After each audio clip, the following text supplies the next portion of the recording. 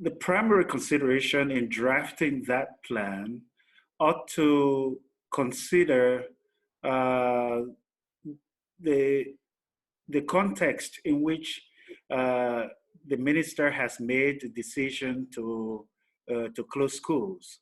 You are sending children home. Hopefully, you have equipped them with the information about the virus, but also bear in mind that the school environment provides the safest place for some of those children to be in to learn, and also gives them maybe their most nutritious meal during the day. So you have to bear this in mind when you are making a plan to be able to give the parents or to give the students that the new atmosphere of learning. The other thing to bear in mind is that hopefully you would have surveyed your regional education leaders to, in a way, involve them in drafting the plan.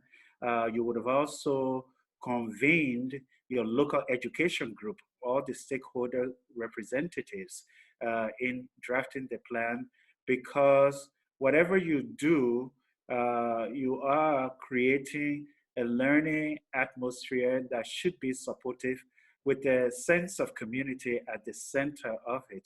So if you bring all of these stakeholders together, you are already creating that community where everybody is responsible for the learning of the child.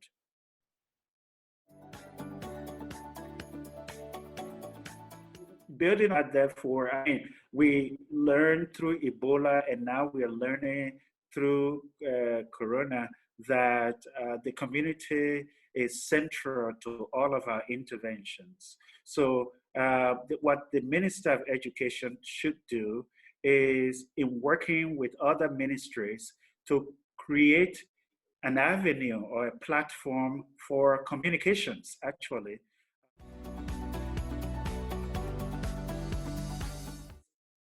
When this crisis strikes, you should first of all focus in working with other ministries, focus on fighting the disease, and so and beginning with the community. And the thing I I would have done differently is to use the teachers and the students as messengers in carrying the information to the communities. That means you equip them, you give them information, and this information, because many of our parents are not literate, it should be visual.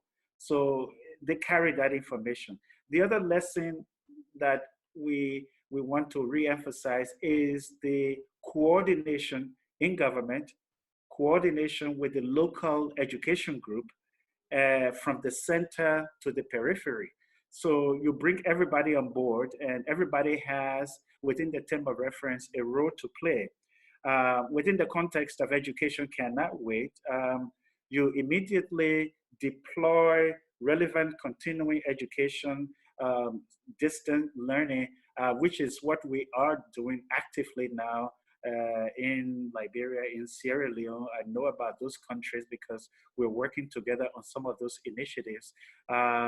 But making sure that there are many poor parents who will not have radios, and so will not have cell phones. So there must be a way that you reach those families, perhaps again through teachers that are from those communities, by giving them prepared learning materials to bring to families within the context of safety and social distancing and the rest.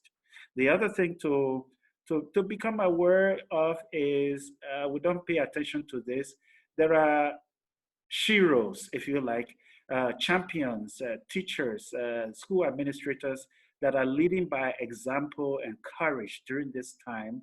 Create an award system for those people to recognize that. Even you could do that even for private sector companies that are going above profit making to reduce the burden on the education sector by recognizing them publicly for adding to children's learning during this time. And when the coronavirus is over, the pandemic is over, as we show it will be, take a listening tour to boost confidence, but also to give you an in-person view of what damage has been caused, what parents are thinking, what students are thinking, so that whatever reforms you decide to design are situated within what you would have heard from those parents and from the students.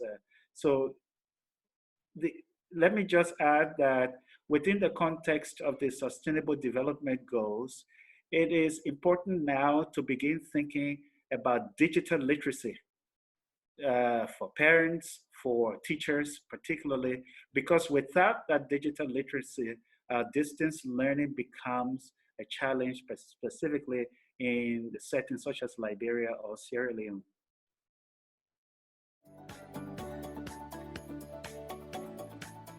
It's already having an impact. There are still gaps in terms of digital access to digital platforms. We need to consider this very carefully. As I said earlier, we need to see if we can guarantee through teacher training, digital literacy, and make it available even for parents to have access in a crisis to distance learning. But let me just say that we have to agree on this, whether governments are capable of providing this, or we would need some kind of partnership with the private sector to be able to push this initiative, so that in the end, uh, it is not so much about profit, but it's about bridging the gaps in learning. We take into consideration issues about justice, about equal access, and all of these principles that guide us in delivering public goods.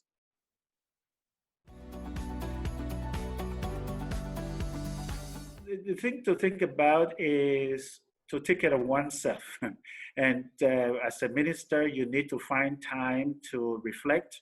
Often during quote unquote normal times, you are inundated with paperwork.